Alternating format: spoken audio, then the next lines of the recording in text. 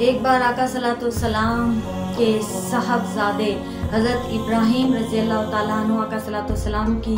گود میں تھے اور جان کنی کا عالم تھا، تو آقا صلی اللہ علیہ وسلم کی آنکھوں سے رقت آمیز آنسو ٹپک پڑے، لیکن آپ نے فرمایا کہ اس وقت میں غم سے نڈھال اور مغموم ہوں، لیکن میری زبان سے وہی نکلے گا جو میرے رب کا حکم ہے، جو میرے رب کا فرمان ہے، انا للہ و انا الیہ راجعون۔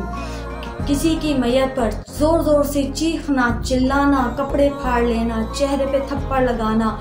سر پیٹنا اور سینہ کوبی کرنا کو آپ صلی اللہ علیہ وسلم نے سخت منع فرمایا ہے، اور آپ نے کہا کہ جو شخص بھی ایسا کرے گا وہ مومن نہیں ہوگا، وہ میری رحمت کے سائے میں نہیں آئے گا۔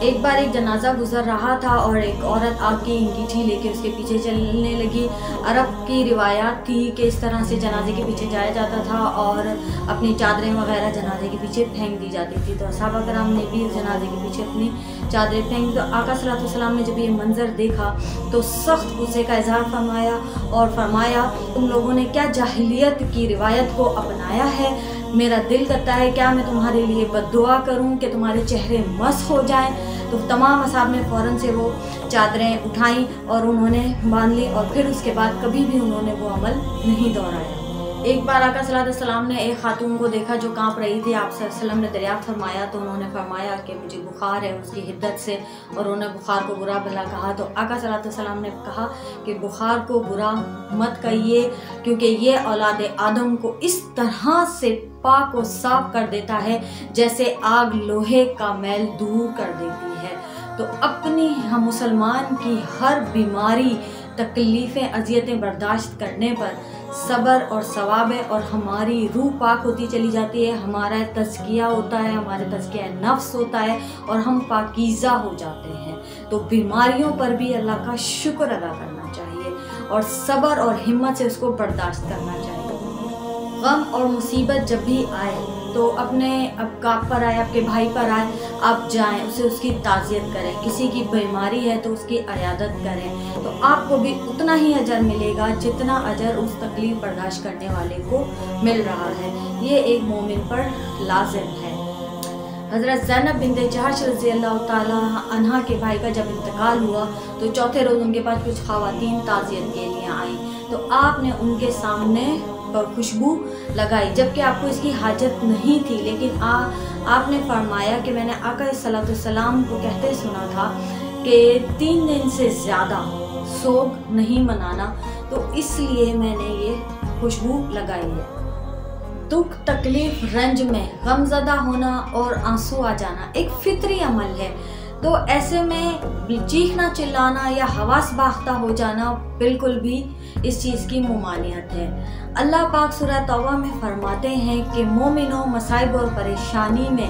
صبر اور نماز سے مدد لیا کرو، تو ہمیں ہمیشہ 2 رکعت نماز الحاجات پڑھ کے ایسی پریشانی میں رب سے دعا کرنی چاہیے اور صبر کرنا چاہیے۔ حضرت ابو ہریرہ رضی اللہ تعالیٰ عنہ فرماتے ہیں کہ جب بھی آقا صلی اللہ علیہ وسلم کسی فکر میں مبتلا ہوتے تو آسمان کی طرف دیکھ کر سبحان اللہ العظیم کا ورد کرتے رہتے، حضور سے اس کو پڑھتے، اور جب زیادہ ہی گریا اور زاری کا انہماک ہوتا تو یا حی یا قیوم کا ورد کرتے۔ تو ہمیں بھی اپنی پریشانیوں میں اپنے رب کی رحمت کو پکارنا چاہیے۔ تو جب بھی کسی پر رنج و الم، غم، تکلیف، پریشانی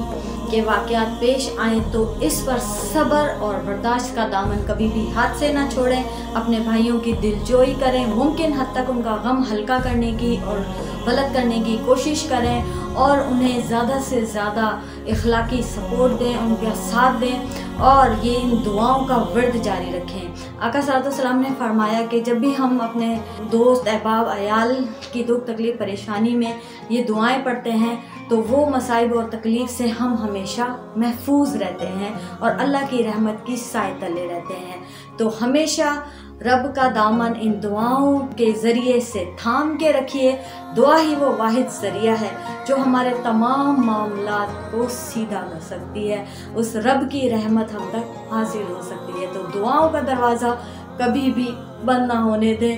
صبر سے، نماز سے اور توبہ استغفار سے ہمیشہ اپنی زندگیوں کو معطر رکھیے۔ ملتے ہیں انشاءاللہ اپنے اگلے آداب کے ساتھ، تب تک کے لیے عائشہ خان کو دیجیے اجازت، اللہ حافظ۔